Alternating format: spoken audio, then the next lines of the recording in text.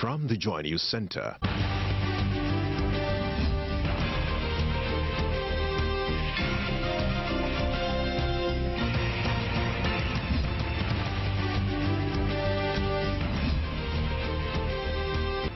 This is News at 8.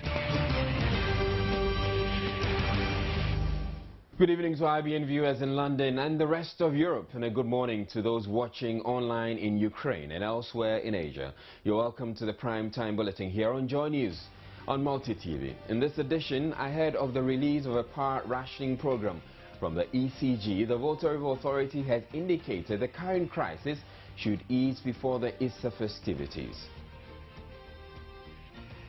Following the recent standoff between authorities at the University of Ghana and the state over road tolls, MPs are calling for amendments to the University Act, cautioning a failure to do so could lead to serious challenges in the near future. Parliament Select Committee, meanwhile, has described the Ferry charges as illegal and directed the Ghana Highway Authority to immediately slash them and follow due process in their determination. Ghana Police Service launches bold initiative to regain public confidence. And lack of enough schools to accommodate children with special needs, forcing many to attend mainstream schools where they are unable to get the kind of education they need. We also have business with Abigail Adumaku Entry. George Addo Jr. will also be here with all the sport, including the UEFA Champions League update. And then there's also Showbiz and international news. Stay tuned. News at 8 with Israel Lai. In our very first story, the Volta Authority has indicated the current electricity supply challenges should ease considerably before the Easter festivities. The authority's communications manager, Samuel Fletcher, however, explains the sector would require a $2.2 billion investment if the country's energy woes are to be comprehensively addressed. Communications Director at the Volta River Authority, Samuel Fletcher, ascribed population growth and the demand for power as some reasons for the current energy crisis being experienced in the country. Demand itself is going up very, very fast. In the last 12 months alone, demand for electricity has shot up by 12%. The previous years, it was anything between 10 and 11%. That is one major reason. Everybody is connecting to the grid. People are building new houses. People are setting up new companies that they will need electricity to operate. People are buying new and heavy appliances. They're all connecting to the same source of electricity. So every year you're looking at about 250 megawatts of power that you need to be able to keep up with that demand. To mitigate the problem, he indicated that there was the need for government to undertake massive investment in the power sector for its long-term sustainability. A megawatt of power costs, thermal power, 1 megawatt of power, if you have to build it, it costs $1 million US. So if you are building a capacity of 200 megawatts, that's 200 million. So if you need a capacity, today we are at about 2,800. If we have to get to 5,000, the difference is about 2,200, right? 2,200 times $1 million. That's how much it will cost us. But this is just building plants. You haven't talked about fuel costs. You haven't talked about what we call, maintenance costs, spare parts, all those things. Meanwhile, officials of the Volta River Authority, as part of its corporate social responsibility, has promised traditional rulers in the 52 resettlement communities of their continued support to improve their standard of living. One of the major challenges some of our communities are suffering now is lack of safe drinking water. I wish to bring to your attention that the authority, in partnering with Safe Water Network, a non-governmental organization, is embarking on some water projects. Each of the projects will be strategically situated to serve a number of communities at any time in the supply of good drinking water. Chairman of the National Association of VRA Resettlement Township, Togbi Adumdragi, called on authority to make true its word by providing the resettlement communities with the much-needed social amenities, including potable drinking water, roads, drainage systems, and the yearly compensation packages for their lands. The VRA has meanwhile indicated of plans of upgrading its scholarship scheme to include tertiary students. 20 students are expected to benefit from the scheme this year. The authority has set aside 1.25 million Ghana cedis for its educational project. The Ghana Police Service is taking a bold step to boost its standing in the eyes of the public with what it describes as a public confidence reaffirmation campaign. The year-long campaign includes a sensitization program to educate the general public on their rights in order not to be taken for granted by the police. Inspector General of Police Mohammed Ahmed Al-Hassan assures the program will also help flash out miscreants in the service and significantly reduce crime.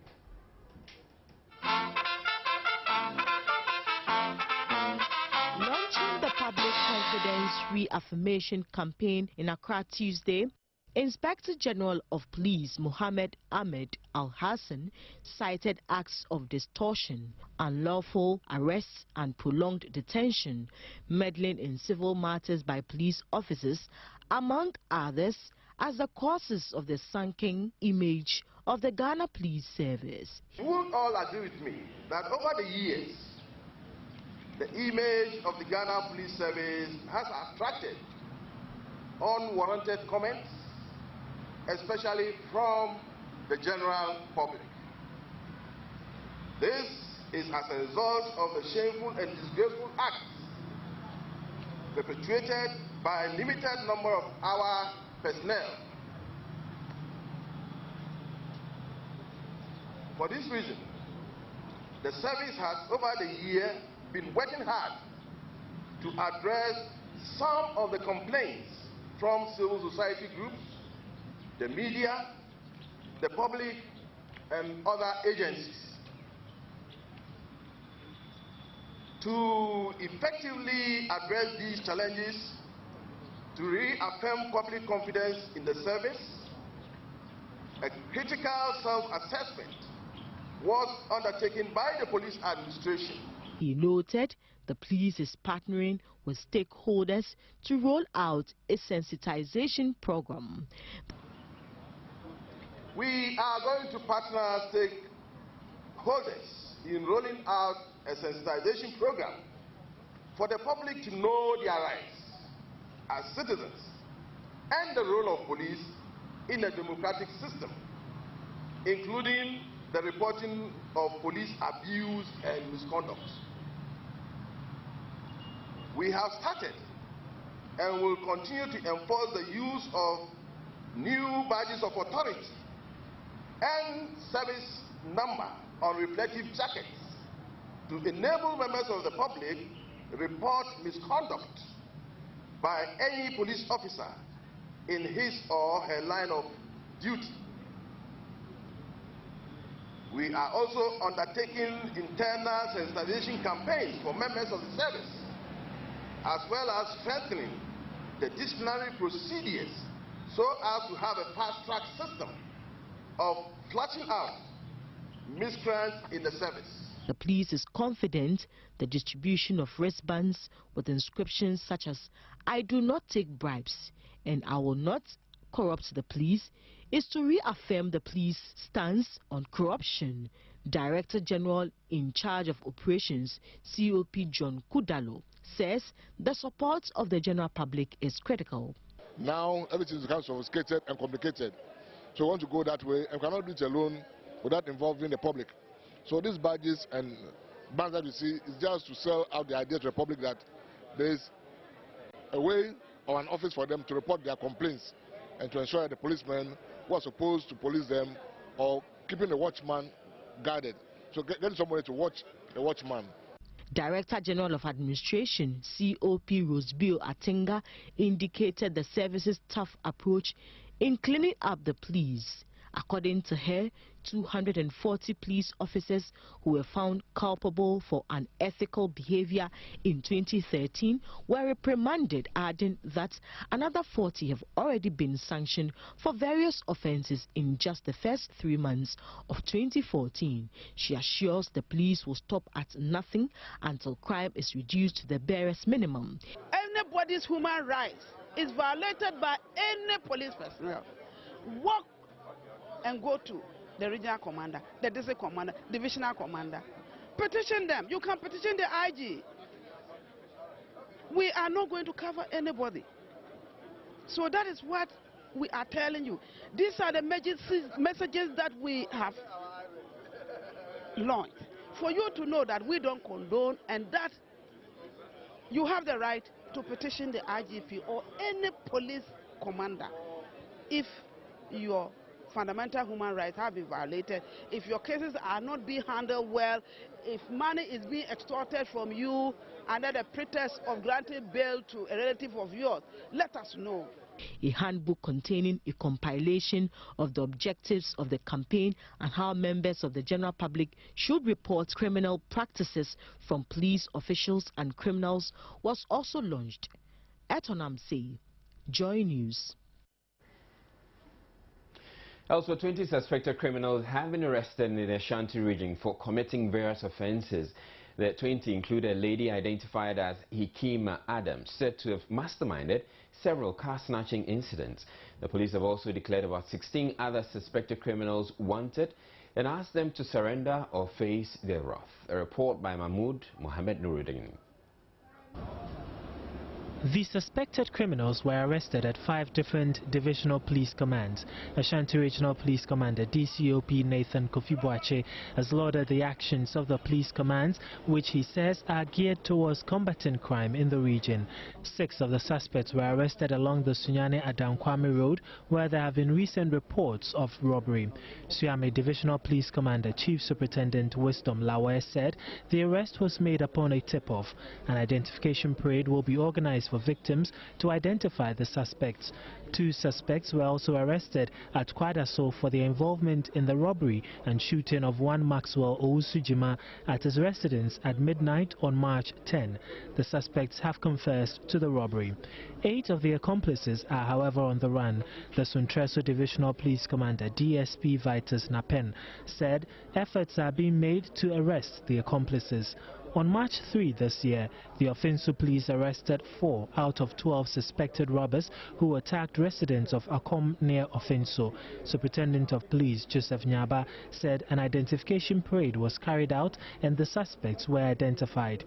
5 persons suspected to have broken into a boutique at Asokwa and made away with items running into thousands of Ghana cedis have also been arrested. The Asokwa Divisional Commander, Reverend Superintendent Dr. Adani Ameyao Anochi said a pistol was found during a search of the rooms of the suspect. The Tafo Pankrono Divisional Police Command also arrested Aliu Haruna with boxes of cartridges and ammunition being transported to Tamale in the northern region. Meanwhile, 2 out of 4 car-snatching syndicates have been busted. The suspects, including a lady, snatched a Nissan March taxi cab from the driver on March 9. Ashanti Regional Police Commander DCOP Kofi-Boakye said Hikima Adams has assisted robbers to snatch over 10 cars in the metropolis. He ordered the districts to do everything possible to maintain law and order in the region and appealed to the public information about criminals and their hideouts to the police for swift action. Now every district officer is up and doing, and we have given the jurisdiction, that the districts, to them to do whatever they can to maintain law and order and also to arrest all criminals. We at the regional headquarters will support them fully in whatever they do, and this is the manifestation of that support. All that we can say is that we will keep you abreast and update you either fortnightly or monthly of the crime situation in the region, and the assurance is that crime will go to its minimum level in the region in the foreseeable weeks. All that we need is that you should also tell us what we are not doing well and where you think people are not able to go, where you think It's very dangerous for people to travel in the night, where you think people is inundated by drugs and tax. Just get us informed and we'll clean it. Our aim. Mahmoud Mohamed Nuruddin's report for Joy News. And that undertaking will not remain. In Parliament, the Majority Chief Whip has called for amendments to the University Act 2010, cautioning that a failure to do so could result in serious challenges in the near future. Commenting on recent clashes between the University of Ghana and government over its decision to toll its roads, he said the authorities are abusing the institution's powers and must be called to order before others take a cue from it. The Majority Chief Whip and MP for Asawasi Muntaka Mohammed told MPs he had objected to the clause giving the university powers to refuse entry to persons who are not members when the bill came up for consideration in 2010, but said his request was stood down and the clause was adopted into the Act. He therefore urged the Speaker to recall the University Act for amendment. If someone is a student, he still has to get a sticker. If someone is an alumni, he has to get a sticker. Meanwhile, the law clearly states who is a member, who is entitled to the privileges, and who can have access to the place. Yet, Mr. Speaker, even now as we sit, a member of parliament cannot have access, even though these are his constituents, these are people who voted for him or her, yet the person cannot have access to the university by virtue of this no sticker, no entry. Mr. Speaker, I think this is a very important issue. Let's not treat it with kid gloves. If we are not careful, other institutions, not only universities, will begin to raise issues of this nature, and if we are not careful, our country will be plugged into silos. Ranking member and MP for Second D, Papa Usu Nkrumah, who supported the motion, blamed the government for the current impasse and suggested a committee of inquiry into the matter, which was dissolved by the Speaker a couple of weeks ago, be reinstated. If the situation has not changed, much as I agree with the Honorable Majority Whip that it's a matter of public concern, I would think that a statement in like nature, which will also be commented on by members, faces the same problem that the referral. Other members were, however, in disagreement. But let's leave it at that. The problem is that the people of Ghana... Order, honorable members, order. The people of Ghana who are visiting the University of Ghana are complaining. They are complaining that if they don't have a sticker, they would have to pay 400 Ghana cedis before they can get access. 5 members of parliament yesterday were turned away at the University of Ghana, even though the university knew that, and the authorities they knew that they were passing through to do parliamentary duty. They were turned away as members of parliament. Very, very unfortunate, because that itself is a problem, and we all know what the law says. But, Mr. Speaker, I agree with him when he says originally, the suggestion would have been that leadership together with the minister... Yes, honorable member for Second D. Mr. Speaker, I don't want to appear to be defending the university. But let's get the facts right, because these matters are matters of public knowledge. They were advertised about a month ago.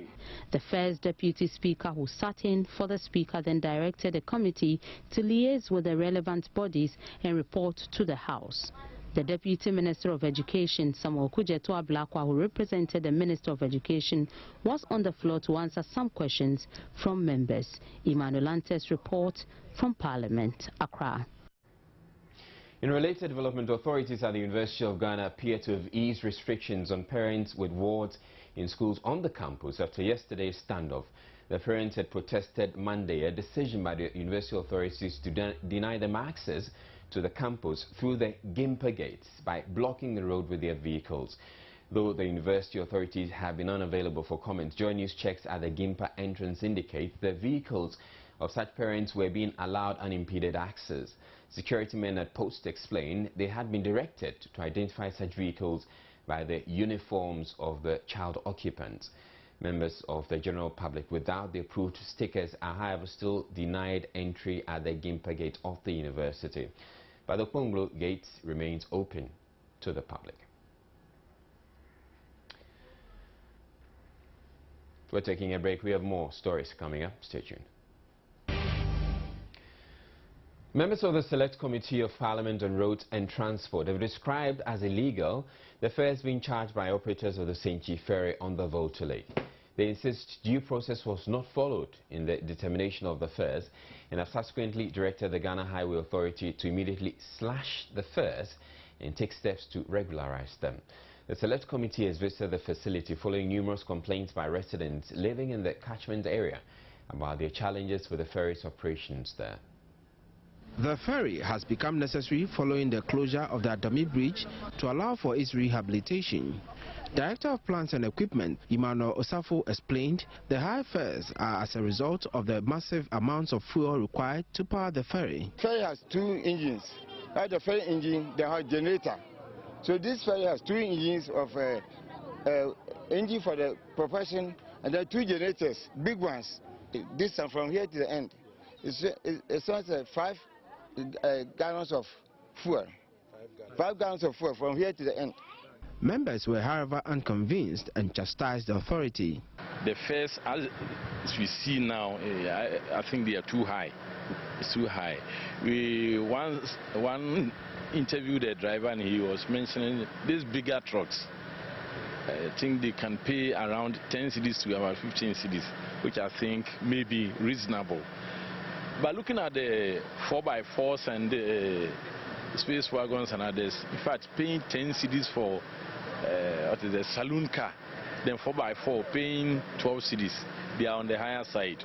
So what we intend doing is we sit down with the ministry, those involved, and see how best we can adjust these figures. That will mean that they need to come quickly to Parliament to the Ministry of Finance, and then that has to be laid for 21 days before they can proceed to charge.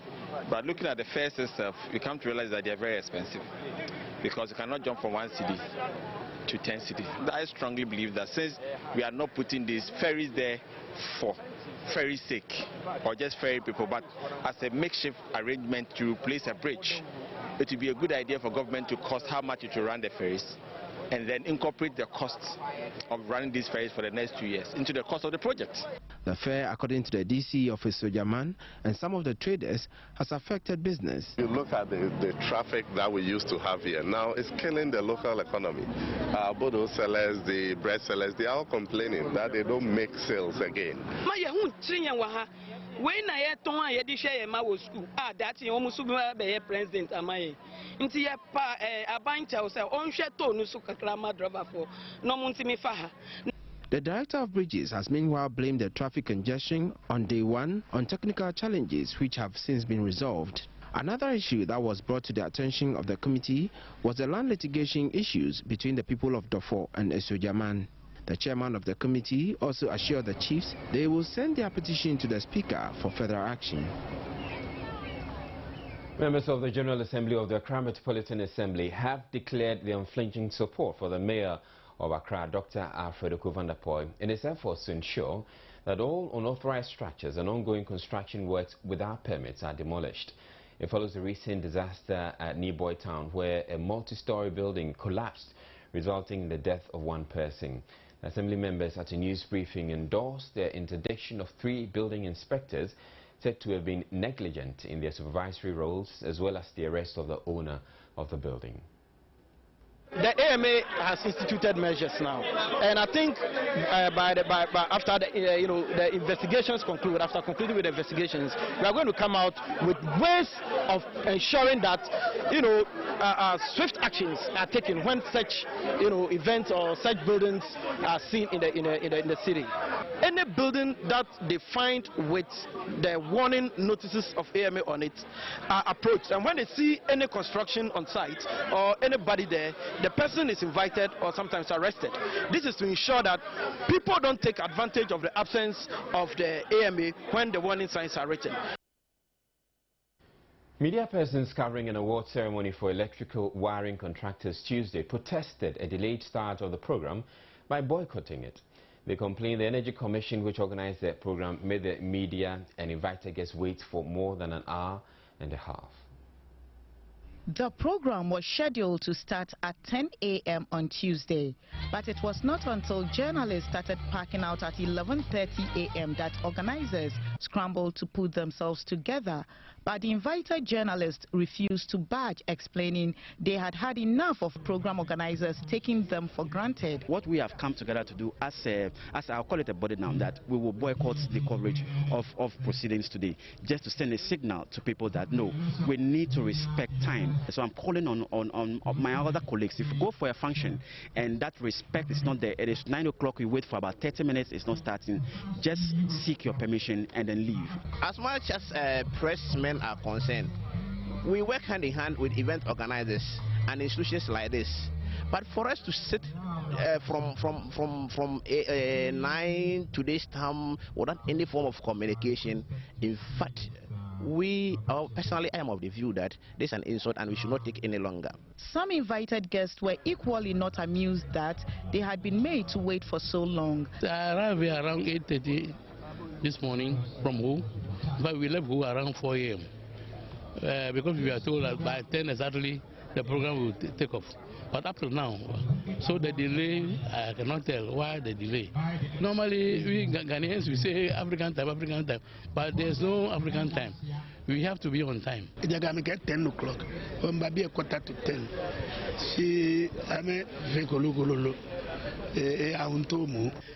was not to nature, I mean, I was going back to Mondia, Casana, me back here, Koni nyenyele na wana meshakoshie wanoni kwafuni hie kejake oto gbekono na chose mambi na gbenemofe mwana toebo ke noni brofo menchole discipline ke wana no pe ke no fe no ba afa. The program by the Energy Commission was to award certificates to some persons who had undertaken electrical wiring training.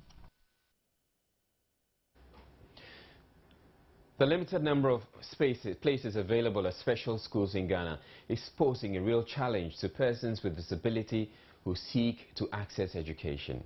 Many, as a result, are forced to attend the mainstream schools, which do not have the special education facilities and also do not pay attention to their special needs. Jojo Kobna tells the story of two hearing-impaired children facing such a predicament.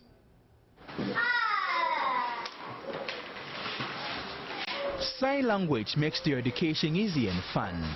With such quality special education, these pupils are assured of equality, and also they can match up to other pupils in mainstream schools.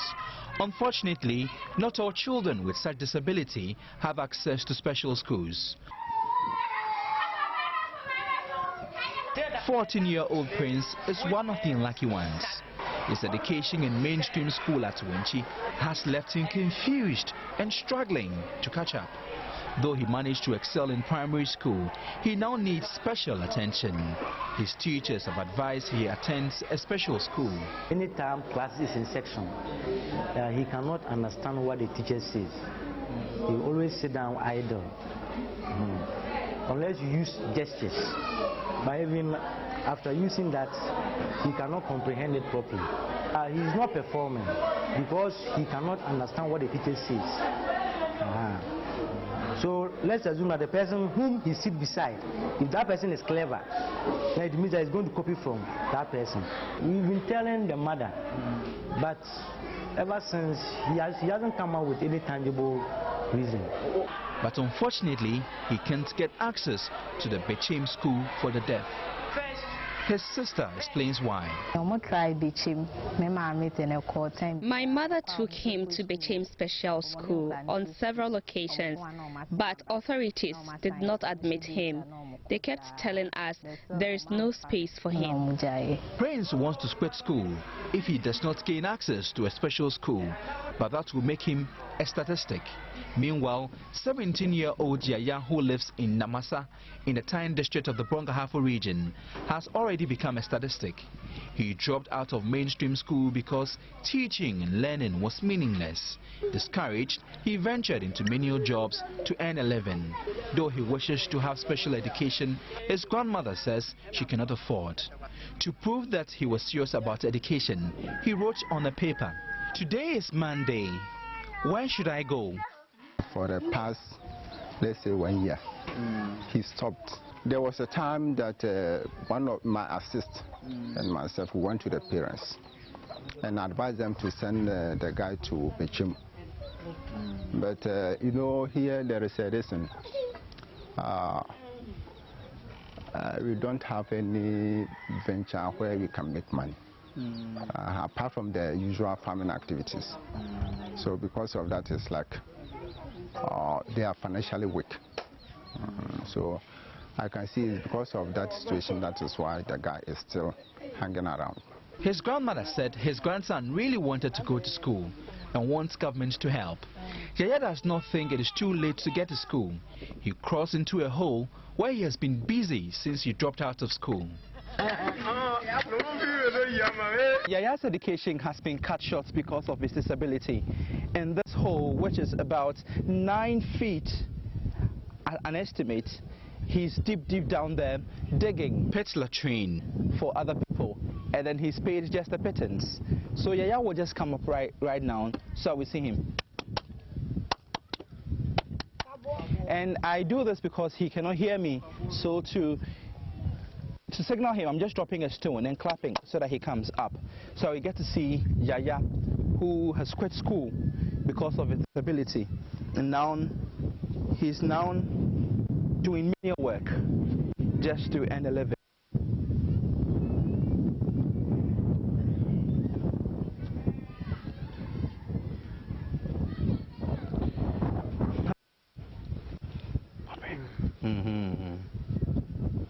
Meanwhile, Prince is also waiting patiently to get to a special school or receive tutorials in sign language. Jojo Kobna, Joy News.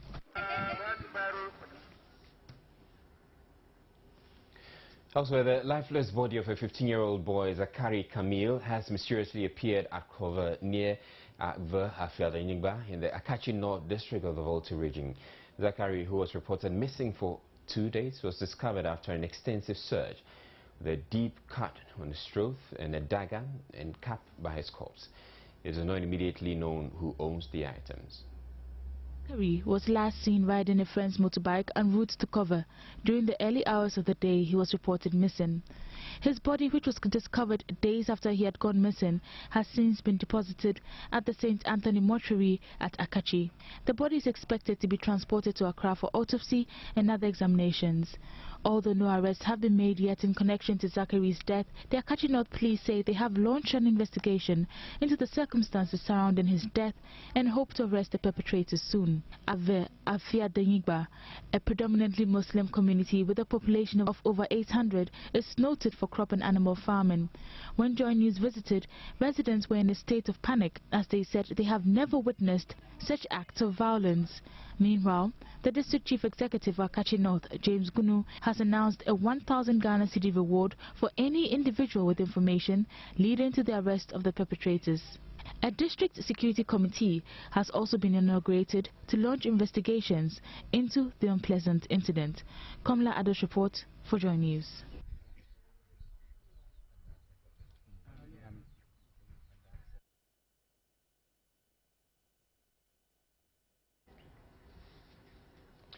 We'll bring you business news next. Stay tuned.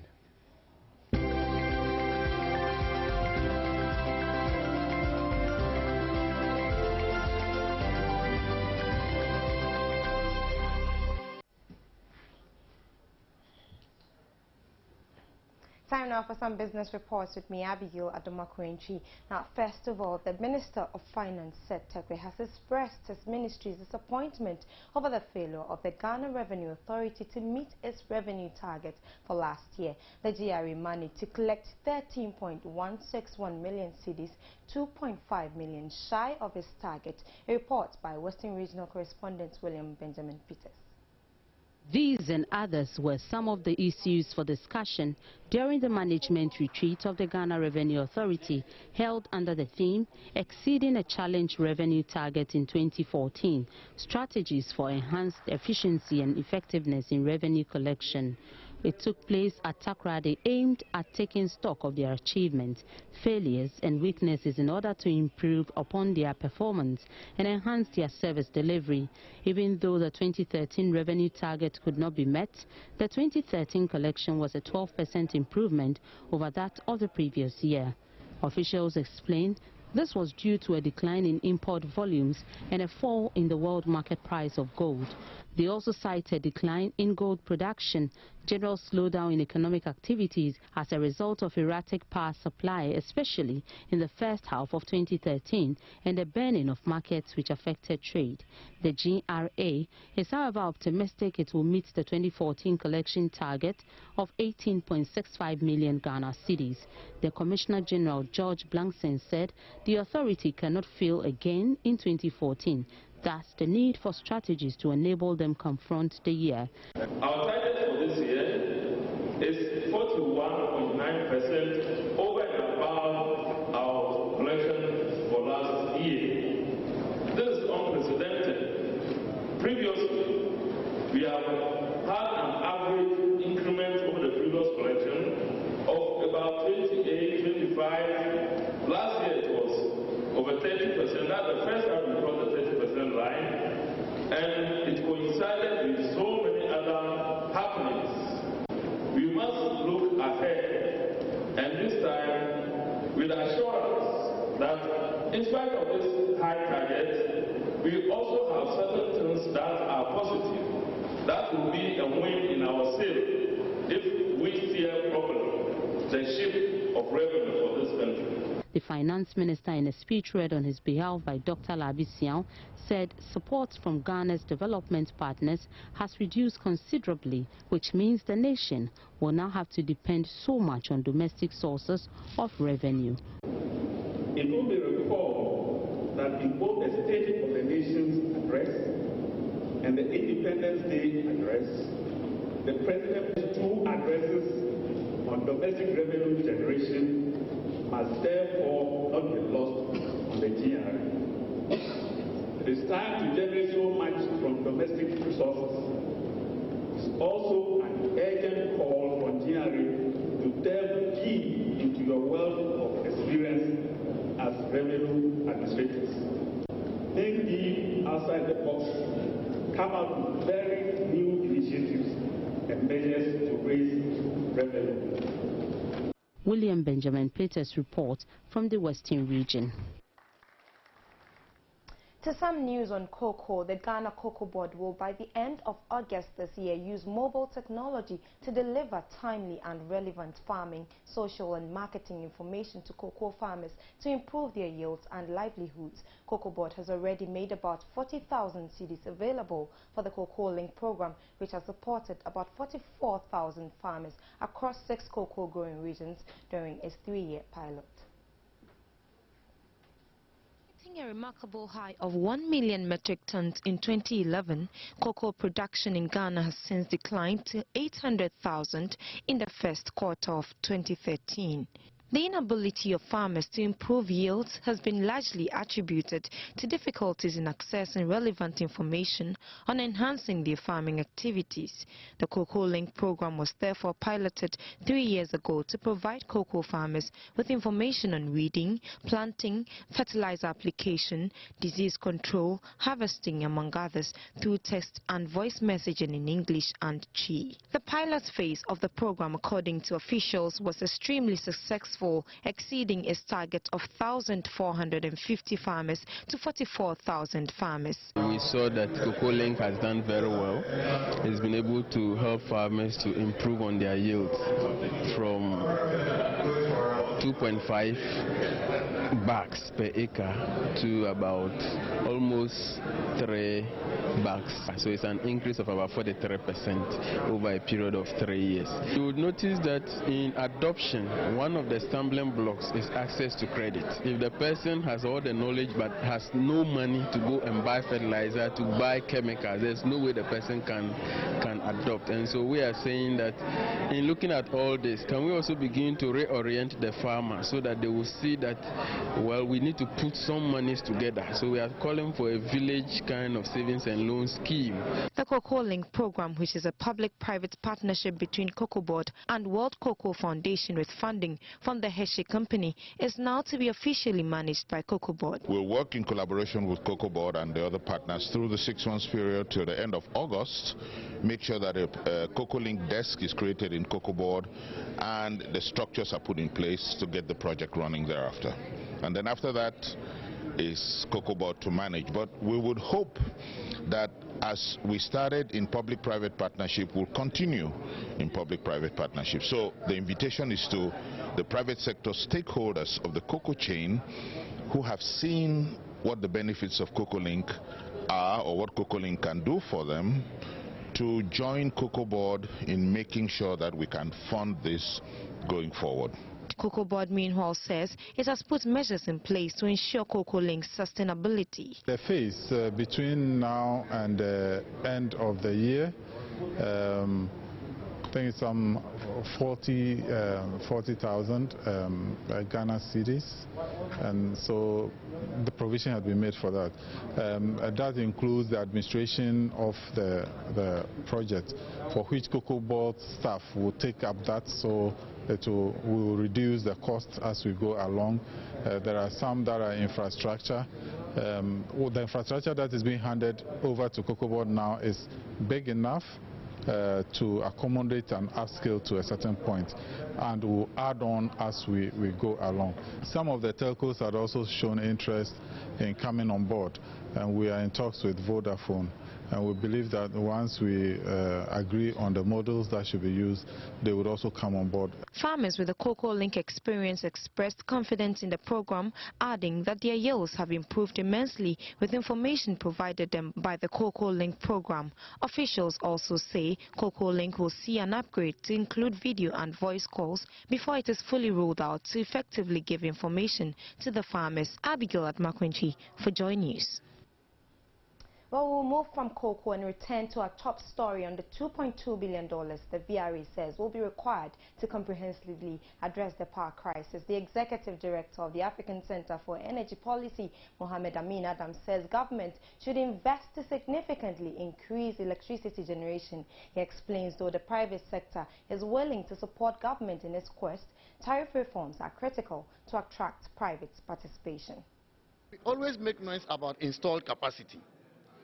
Installed capacity, which is around 2,800 megawatt, is not the same as available capacity. Because of the installed capacity, Takoradi T3, 132 megawatt, is part of the installed capacity, but it's currently not available. And so 132 megawatt is not being used because T3 is having problems. If you go to T2, TICO, also at Takoradi, they are doing maintenance, scheduled maintenance. Okay, about 200 megawatts are also off, even though it is part of the installed capacity, it's not available. Okay, if you go to Bui, of the 3 generating units, 1 is not functioning. So you will say that Bui has 400 megawatts, which is part of the installed capacity, but what is available is actually not 400 megawatts. 133 is out. And so if you take what is not available, you are talking about 500 megawatts, okay? Which means that we will continue to have problems until we are able to increase the generation such a way that we have reserve margin, what we call reserve capacity of about 25%. Otherwise, anytime any of the plants break down, we are back to load shedding. Anytime any of the plants go for scheduled maintenance, we are back to load shedding. And so the secret to ending this load shedding is to increase investment in generation. Now, government cannot do it because they don't have that money.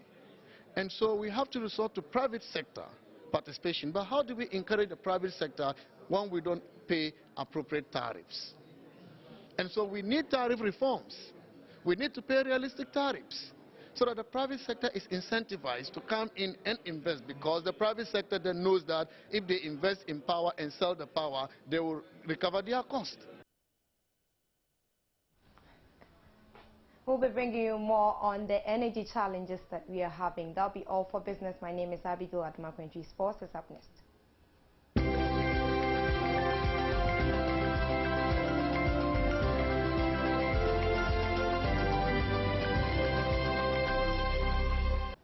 We begin sports tonight talking about women football. The Black Maidens will play Germany in the second group game at the ongoing FIFA Women Under-17 World Cup in Costa Rica.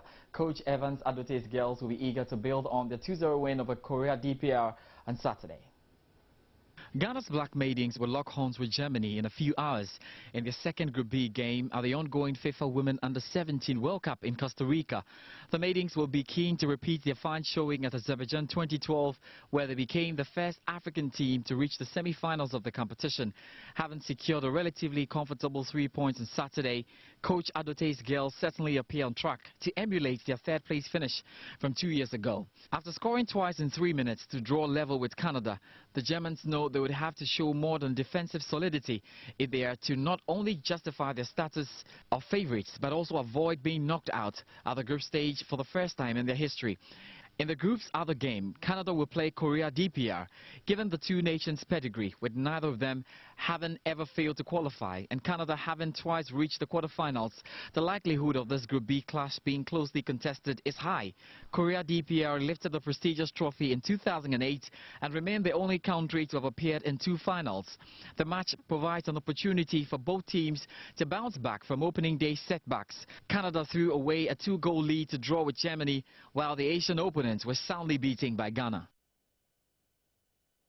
So you can say a prayer for the Maidens who are in action in about 2 hours' time out there in Costa Rica. Now, Joe, let's talk about beach soccer. And the Ghana Beach Soccer Association has renewed its partnership with headline sponsor Carl Bank for another season after the bank agreed on the package valued $18,000. The Ghana Beach Soccer Association has renewed its partnership with headline sponsor Carl Bank for another season. Executives of the association last week held fruitful discussions with Carl Bank and agreed on a package valued at $18,000. This amount will cover the entire sponsorship package for the 2014 championship season, scheduled to kick off in April, with the association expected to look for additional funding to meet the yearly budget, which is closer to 200,000 Ghana cedis. Carl Bank's sponsorship, which was brokered by GBSA President Yaw Mpofo-Ankra, has aided the rapid development and growth of beach soccer in Ghana. From just 10 clubs in 2010, the GBSA increased its membership to 20 clubs with over 600 registered beach soccer players in 2011. Ghana participated in her first international beach soccer tournament in 2013 when a team made up of entirely amateur players represented the country in Al Jadid and Morocco for a slot at the 2013 FIFA World Cup. During the 2012-2013 season, 10 championship clubs received an amount of 1,500 Ghana cedis each from the package. The other 10 clubs in Division 1 received 400 Ghana cedis, each also coming from the approved budget. It means the GBSA would have to find other means of sponsorship to sustain the exciting but struggling sport. It's expected that the Ghana Football Association will be guiding the GBSA full throttle in the coming season for the first time. Soccer, let's do some soccer now. We are crossing over the ocean to find out what's happening in Europe at the moment. UEFA Champions League games currently on 2 games for us. We're hoping to see after 2 Ghanaians and the Schalke 04 team, because Anthony Annan today made it in the team for Schalke 04 but has not started. He didn't play part of the game. We don't know what's going to happen. Maybe he's going to be giving a chance on the tail end of the game. Kevin Prince Boateng, of course, will definitely have a chance to do so. Let's look at the games and how it's panning out at the moment. The first game between Chelsea and Galatasaray. He said that he's hoping that this young man will be back at the Stamford Bridge. A few indications of how competitive the game was really going to be. But that's what's happening right now. Chelsea leading Galatasaray by 2-0. Effectively look like getting into this one, the next stage. Samuel Eto'o as well as Gary Cahill getting the goals for Chelsea. The game is still on in the second half. We'll find out what's happening there. Felipe Melo having a yellow card there for Galatasaray. Let's look at the other game. Real Madrid up against Schalke 04. It's a game that you feel is a dead rubber, because in the first leg, Real Madrid beat Schalke by 6-1. What a tour is there to fight for. At the moment, it's 1-0 between Real Madrid and Schalke 04. Cristiano Ronaldo is the man on the beat with a goal for Real Madrid, and Tim Hogeland also getting a goal for Schalke 04. So this is very clear. I think the Chelsea and Real Madrid definitely will get into the next stage of the competition. Let's see what tomorrow brings us. There's Manchester United with all the drama. Till then, my name is George Adi Jr. Have a good night.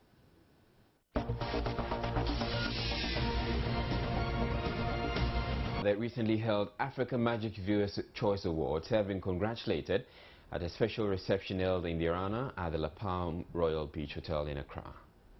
Okoro's first self-produced movie contract came up for mention too many times during the unveiling ceremony of nominees for the 2014 Africa Magic Viewers Choice Awards in Lagos. Contract won Best Movie Director Shirley Frimpong Manso, Best Movie Shirley Frimpong Manso, Yvonne Okoro and Kenato, Best Video Editor Shirley Frimpong Manso, and Best Writer Shirley Frimpong Manso and Hetty Owusu. Ghanaian filmmaker Frank Raja Arase also won the Best Movie Drama for his film The Groom's Bride. Applauding them for making Ghana proud and also for their hard work, a cocktail reception party has been organized for all the award winners and the nominees at the La Palm Royal Beach Hotel. The Deputy Minister for Tourism, Culture and Creative Arts, Abla Jifa Gomashi, who played host to the party, encouraged the Ghanaian filmmakers to tell their stories with the Ghanaian culture in mind. One other thing that I was struck by when I went to Nigeria, and if there's any Nigerian in the house, I don't mean this the wrong way. I was struck by the image of the Nigeria I saw in real life and the Nigeria in the movies. I did not see the witches at play, or perhaps I did not stay long enough to see them. At the awards, however, I saw the Nigeria Nigerians wanted me to see. The award winners and some filmmakers shared some thoughts and moods with us. You always dream of days like this and, you know, such wonderful opportunities your way. And then when it finally happens, then you realize that, okay, God is there. God listens to your prayers. So it's a beautiful feeling. Yeah, I feel wonderful. I hope that I can do bigger, better ones, and not only in writing, but in all other spheres of production that I've schooled myself in. And that hopefully there will be more awards. Who knows, maybe an Oscar one day. I feel like I can finally breathe because we do have a minister who appreciates what it is that we're doing and has actually gone further from congratulating us and being with us in Lagos, Nigeria, and actually organizing this and recognizing us with the media. It's very encouraging. Yeah, I'm very happy. The night also saw the Deputy Minister show her prowess in the Adowa dance. That looks more like a ministerial showbiz. That's it for showbiz, though.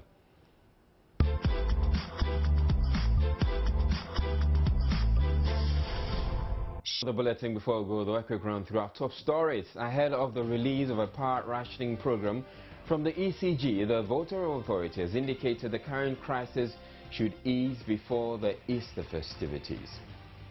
Following the recent standoff between authorities at the University of Ghana and the state over road tolls, MPs are calling for amendment to the University Act, cautioning a failure to do so could lead to serious challenges in the near future.